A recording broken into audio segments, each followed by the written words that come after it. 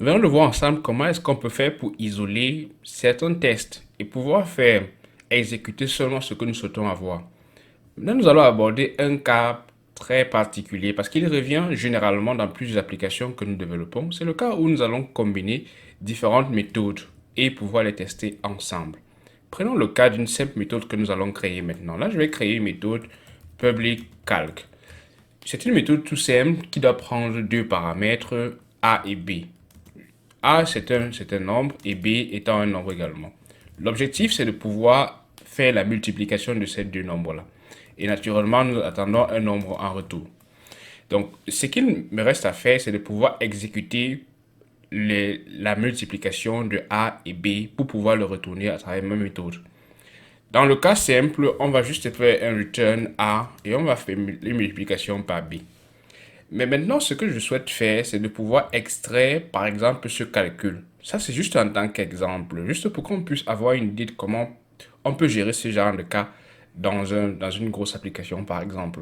Donc, je souhaite extraire ceci dans une méthode que je souhaite avoir à l'intérieur de, de ma classe. Donc là, je vais mettre simplement multiply et cette méthode, ce qu'elle fait, c'est simplement d'exécuter la multiplication des deux paramètres qu'elle va recevoir. Donc j'appelle ici calc et à l'intérieur, ma méthode ne fait, c'est une méthode privée qui exécute la multiplication de ces deux nombres-là. Sans condition, nous n'en avons pas besoin pour le moment. L'objectif, c'est juste de voir comment est-ce qu'on peut faire pour tester la logique qui se trouve à l'intérieur du multiply également en faisant appel à calc dans nos tests.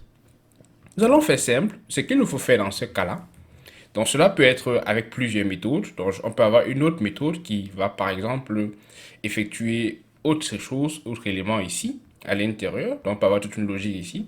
Et ensuite on a une autre méthode qui appelle multiply. Donc ce qu'on va faire, c'est qu'on va créer. Donc généralement, lorsque on a un seul cas pour notre méthode, je peux l'appeler avec it directement. Mais si on prévoit d'avoir plusieurs cas, on peut faire un describe à l'intérieur. Et ce describe là va donc être responsable de ce qui va se passer pour la méthode concernée. Dans ce cas, je vais créer un describe juste pour prévoir le cas où nous avons plusieurs méthodes ou alors plusieurs cas que nous souhaitons tester pour notre méthode calc.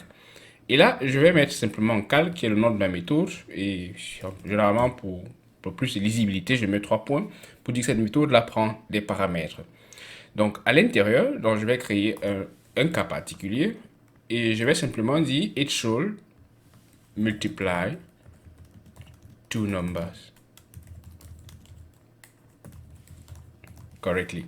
Donc, on va juste faire une multiplication de deux nombres et ce que je vais faire, puisque nous avons déjà notre composant dans notre app, et là, ce que je vais faire, c'est faire un app calc et simplement ce qu'on fera, c'est donc de pouvoir faire appel à nos deux nombres. Prenons par exemple 2 et 4. Naturellement, on attend 8. Donc, ce que je peux faire, c'est de mettre cons result.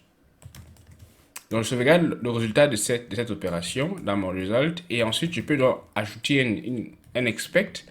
Et ce que j'attends naturellement, c'est que mon résultat, donc je peux choisir par exemple to be ou bien to equal. Dans ce cas, je choisis to be parce qu'il s'agit de nombre à nombre.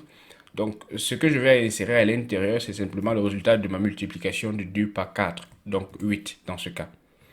Est-ce que cela va fonctionner? Parce que la logique ne se passe pas directement dans calc, mais passe par une méthode privée qu'on appelle à l'intérieur du calc. Donc, on va simplement exécuter l'ensemble et on va exécuter également notre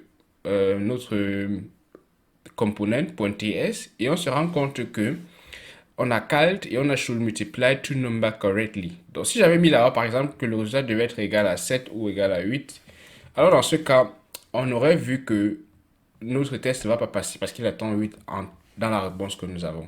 Donc, ainsi, on teste la logique en fait d'une méthode qui est appelée dans une autre sans avoir forcément à manipuler ces éléments-là ou du moins à manipuler ces différentes méthodes-là. Dans ce cas, c'est un cas très simple, c'est un cas classique parce que la méthode privée est appelée dans le même composant que la méthode publique que nous testons. Donc, on va voir dans un instant aussi comment est-ce qu'on peut visualiser cela et remarquer que cette méthode a véritablement été appelée. Là, on s'en rend compte parce que le résultat nous donne raison. Mais que se passe-t-il maintenant si une méthode est appelée plutôt depuis un fichier extérieur, par exemple un service? Maintenant, voyons voir comment est-ce qu'on peut faire pour agir dans ces cas-là. Donc, tester une méthode en combinaison. Dans ce cas particulier, la méthode en question qui est appelée à l'intérieur de la méthode publique que nous testons vient d'un service extérieur, ce qui n'est pas rare lorsque nous travaillons avec des applications Angular.